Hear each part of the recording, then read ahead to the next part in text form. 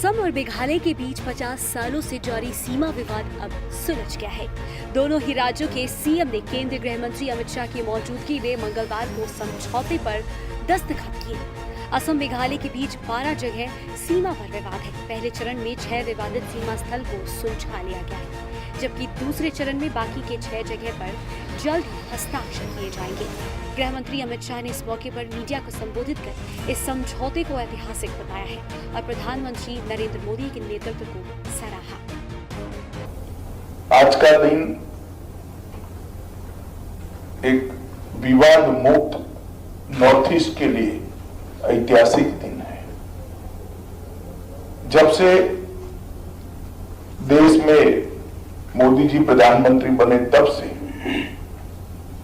2014 से मोदी जी ने north east की शांति प्रक्रिया, नॉर्थ ईस्ट के विकास, नॉर्थ ईस्ट की समृद्धि और नॉर्थ ईस्ट की सांस्कृतिक धरोहर के संवर्धन के लिए अनेक विध प्रयास किए। वहीं गृह मंत्री ने देश की जनता को भरोसा दिलाया कि अभी लगभग 70% सीमा विवाद मुक्त हुई है, लेकिन आने वाले समय में बाकी के बचे हुए विवादों को भी सुलझा लेंगे। मैं जब से गृह मंत्री बना तब से मेरा आग्रह था कि असम के साथ अलग अलग राज्यों के सीमा विवादों को सुलझाना चाहिए। 24 जुलाई 2021 को मैं मेघालय गया था। वहां नॉर्थ ईस्ट के सभी राज्यों की मीटिंग थी। उसमें मैंने अपील की थी कि असम ने बड़ा हृदय रखकर सभी राज्यों से बातचीत की पहल करनी चाहिए और बाकी राज्यों ने भी विवाद सुलझाने की दृष्टि से आगे आना चाहिए। इतने कम समय में मुझे आनंद है कि आज जो 12 पॉइंट डिस्प्यूट्स के थे, वो 12 पॉइंट में से 6 पॉइंट पर असम और मेघालय के बीच में समझौता हुआ है और सीमा की लंबाई की दृष्टि से देखें तो करीब करीब 70% सीमा आज विवाद मुक्त हो गई है। मुझे भरोसा है, जैसे हेमंत जी और संगमा जी ने बताया, बाकी के 6 पॉइंट भी नजदीक के भविष्य में भी हम सुलझा लेंगे।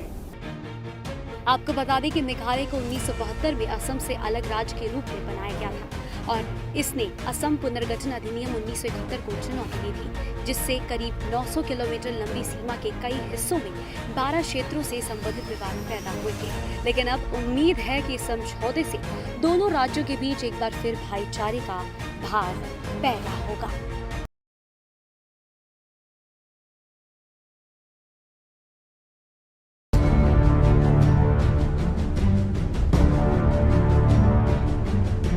देश में महंगाई लगातार बढ़ती जा रही है। आलम यह है कि इस भीषण गर्मी में दिल्ली वाले किसी हिल स्टेशन पर जाने की भी नहीं सोच पा रहे, क्योंकि पेट्रोल ने फिर से शानदार प्रदर्शन करते हुए शतक जड़ दिया है। जी हां, महंगाई ने दिल्ली वालों की कमर तोड़ दी है। 5 राज्यों के विधानसभा चुनाव के नतीजे आने के करीब 1 हफ्ते भर बाद ही पेट्रोल और डीजल के दामों में बढ़ोतरी का सिलसिला थमने का नाम नहीं ले रहा है।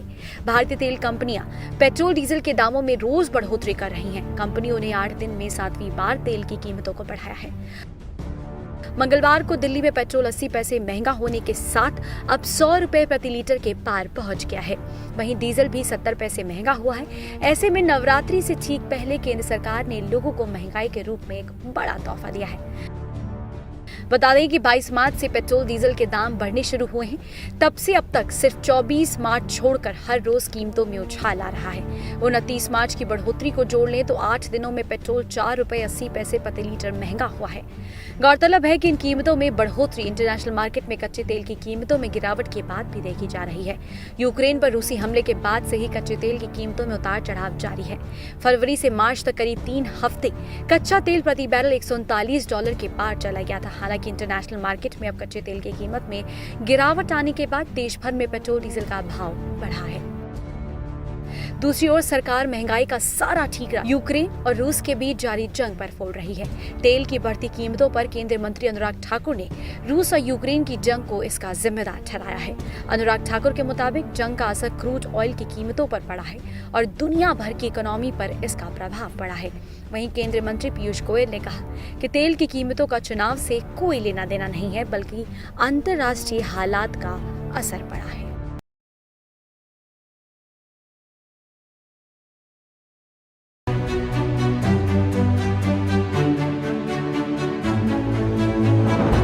दिल्ली के अंबेडकर इंटरनेशनल सेंटर में मंगलवार को बीजेपी की संसदीय दल की बैठक आयोजित की गई। इस बैठक में प्रधानमंत्री नरेंद्र मोदी के साथ पार्टी के राष्ट्रीय अध्यक्ष जेपी नड्डा, रक्षा मंत्री राजनाथ सिंह और केंद्रीय गृह मंत्री अमित शाह के अलावा संसदीय दल के सभी नेता मौजूद रहे। 4 राज्यों में सरकार के गठन के बाद पीएम गरीब कल्याण अन्न योजना पर जोर दिया गया, जिसके लिए सभी नेताओं ने पीएम मोदी का धन्यवाद दिया।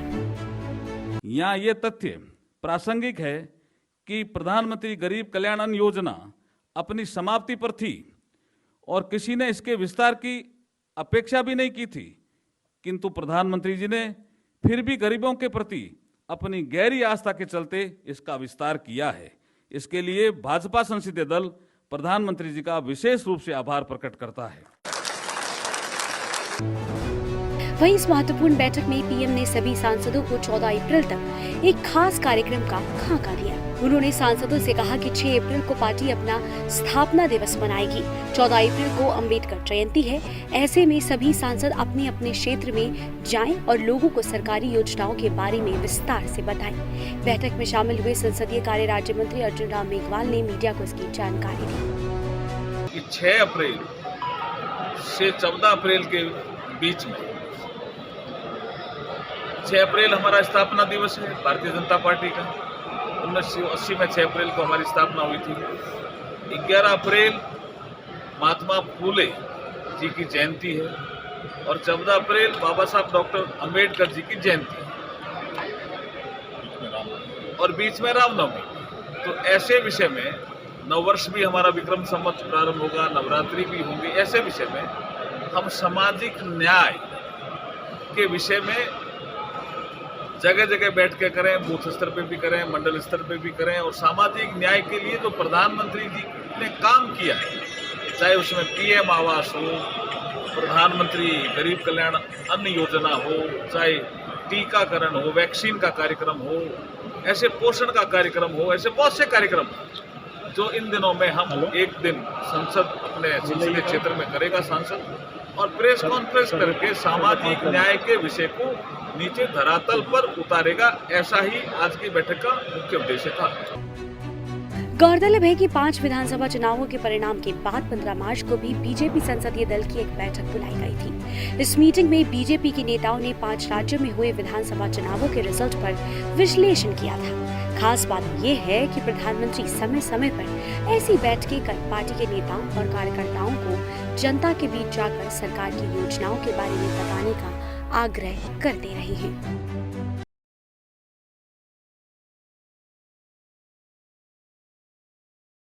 भाजपा संसदीय दल की बैठक और बैठक स्थल के बाहर गुमनाम क्रांतिकारियों की प्रदर्शनी लगाई गई है। हमारे साथ बातचीत करने के लिए मौजूद है भाजपा के राज्यसभा सांसद सुधांशु त्रिवेदी जी। सुधांशु जी, गुमनाम आज़ादी के गुमनाम नायक प्रधानमंत्री लगातार ये कहते रहे, कई बार कहते रहे और ये प्रदर्शनी संसदीय दल की बैठक के बाहर क्या संदेश प्रधानमंत्री ने दिया है? प्रधानमंत्री ने यह संदेश दिया है कि यह आज़ादी का अमृत महोत्सव है और देश के भिन्न भिन्न अंचलों में, भिन्न भिन्न क्षेत्रों में तमाम ऐसे अमर हुतात्मा, अमर बलिदानी जिन्होंने प्राणोत्सर्ग किया, सारा जीवन दे दिया, परंतु शायद वो इतिहास के पन्नों में अपना समुचित स्थान नहीं बना पाए, उन सबको समुचित स्थान और सम्मान दिलाने का यह प्रयास, ताकि यह पता लग सके कि इतना बड़ा देश जो विश्व के प्राचीनतम जीवित सभ्यताओं में से एक है, उसकी चेतना कितनी व्यापक थी और सब लोगों का उसमें कितना योगदान था, इसको परिलक्षित करने का प्रयास। 6 अप्रैल को भाजपा का यह उन लोगों को भी जवाब है जो इतिहास को एक व्यक्ति, एक पार्टी या एक विचारधारा की भगवती मानते हैं। तो मैं ये कहूँगा कि अगर है खिलाफ तो होने दो, ये सब धुआं है, कोई आसमान थोड़ी है। जो तुम्हारे दिल में, जो हमारे दिल में है, बस वही सदाकत है। सभी के दिल में तुम्हारी ज़बान थोड़ी। और वो फेमस लाइन याद करिए, सभी के खून से मिलकर बनी किसी के बाप का ही दोस्त है। 6 अप्रैल को भाजपा का स्थापना दिवस, फिर नववर्ष आ रहा है, ज्योतिबा फुले की जयंती है, अम्बेडकर जयंती। ये जो 6 अप्रैल से लेकर 14 अप्रैल तक जो कार्यक्रम कर रहे हैं, उसको लेकर प्रधानमंत्री ने क्या कहा है सांसद? उनका ये विचार है कि हमारा अमृत महोत्सव काल में जो पार्टी का स्थापना दिवस चल रहा है, पार्टी की व्यापक सोच है समाज के सभी वर्गों में अंतिम सीढ़ी पर खड़े व्यक्ति का उत्थान। 2014 में प्रधानमंत्री होने के बाद से उन्होंने प्रयास किया, वहाँ से लेकर राष्ट्र का उच्च स्तर तक सुरक्षा और शक्ति का संचय, वहाँ से लेकर सांस्कृतिक गौरव, तो सब विषयों को लेकर हम पार्टी की स्थापना में अपना विचार, ज्योतिबा फुले जी का सामाजिक न्याय का विचार, डॉक्टर अम्बेडकर का सामाजिक न्याय और संविधान दोनों का विचार, रामनवमी पड़ेगी, भारतीय संस्कृति के श्रेष्ठतम मूल्यों का विचार, इन सब को समाहित करते हुए समाज में बेहतर जन जागरूकता का अभियान चलता। एक आखिरी सवाल, पश्चिम बंगाल को लेकर बहुत ज़्यादा मुद्दा होता है, संसद में भी ये मुद्दा होता है, उसको लेकर क्या पार्टी क्या सोचती है? बस मैं इतना कहना चाहूँगा कि पश्चिम बंगाल की विधानसभा में जो दिखाई पड़ा, ये बंगाली भद्र लोग हैं। आप सोचिए, वह बंगाल जो रविंद्र संगीत से लेकर कला, साहित्य, संस्कृति, और हम ये देख रहे हैं क्रांतिकारियों में कितने भारी संख्या में बंगाल के क्रांतिकारी, अनुशीलन समिति से लेकर शचीन्द्रनाथ सान्याल, सूर्य सेन, बाघा जतीन, रासबिहारी बोस, सुभाष चंद्र बोस से लेकर शचीन्द्रनाथ सान्याल, सूर्य सेन, बाघा जतीन, रासबिहारी बोस, सुभाष चंद्र बोस, श्री अरविंदो से लेकर इतने सारे लोग, वो महान परंपरा, और आज जिस प्रकार से कलंकित हो रही है कि हत्याएं हो रही हैं, लोग जीवित जलाए जा रहे हैं, और उसके बाद संवेदनहीनता की पराकाष्ठा दिख रही है, तो ये बहुत हृदय को द्रवित कर रही है। इस बात करने का बहुत बहुत धन्यवाद। तो सुधांशु जी ने साफ साफ कहा कि संसदीय दल की बैठक में प्रधानमंत्री ने सांसदों को क्या क्या टिप्स दिए और क्या क्या निर्देश दिए।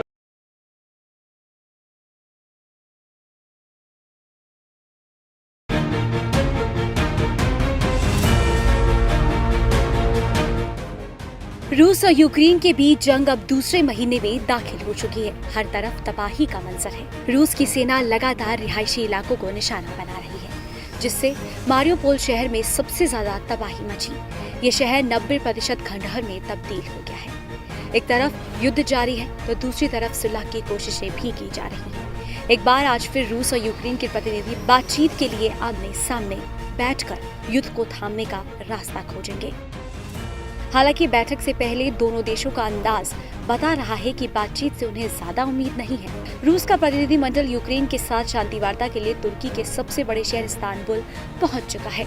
तुर्की मीडिया के मुताबिक दोनों देशों के बीच वार्ता मंगलवार को होने की उम्मीद है। एर्दोगन ने इस पर कहा, तुर्की इस प्रक्रिया के दौरान हर संभव तरीके से योगदान देना जारी रखेगा।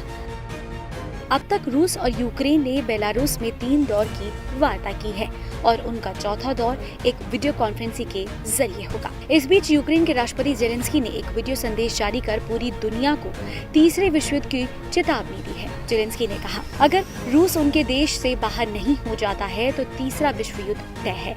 उन्होंने कहा कि मैं समझता हूं कि रूस को यूक्रेनी इलाके से पूरी तरह से मजबूर करना असंभव है। ये तीसरे विश्व युद्ध की ओर ले जाएगा। मैं इसे समझता हूं और इसलिए मैं एक समझौते की बात कर रहा हूं। दूसरी ओर रूस और यूक्रेन के जारी जंग के बीच यूनाइटेड नेशन भारत की ओर उम्मीद भरी निगाहों से देख रहा है। यूनाइटेड नेशन के मुताबिक इस जंग को खत्म कराने में भारतीय प्रधानमंत्री नरेंद्र मोदी काफी अहम भूमिका निभा सकते हैं। संयुक्त राष्ट्र के महासचिव एंटोनियो गुतेरेस ने कहा है कि वो युद्ध समाप्त करने की दिशा में मध्यस्थता के प्रयासों को लेकर भारत के साथ कई देशों के संपर्क में है। गौरतलब है कि भारत इस मामले पर अब तक बहुत सधा हुआ स्टैंड लेता आया है। इसकी वजह है रूस के साथ उसके पुराने संबंध। भारत सरकार ने इस मामले को लेकर संयुक्त राष्ट्र में हुई वोटिंग में भी भाग नहीं लिया था। हालांकि भारत शांति के रास्ते समाधान निकालने की बात पर जोर देता आ रहा है।